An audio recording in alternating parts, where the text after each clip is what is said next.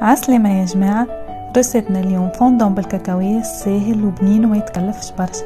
عندي كعبتين عظم، 50 جرام سكر و6 جرامات سكر فاني. نخلطو شوية، نحاولوا ما نخلطوش برشا. من بعد خديت 100 جرام بور دو كاكاوات لهنا استعملت متاع سافور دي كابون بنينة على الاخر.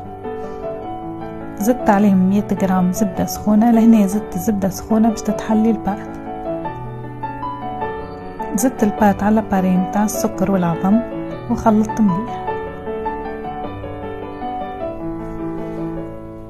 هنا عندي 10 جرامات فرينة خلطت بالباهي، ومن بعد خديت ليمون متاعي دهنتهم بشوية زبدة وفرينة وصبيت الخليط متاعي. بالنسبة لي أنا طيبتهم في فور مسخن ديجا على 200 درجة بين 8 و10 دقائق. اي فوالا لو ريزولتا. ما نحكي لكمش على البنة، والله بنين مش نورمال. جربوه وتفكروني.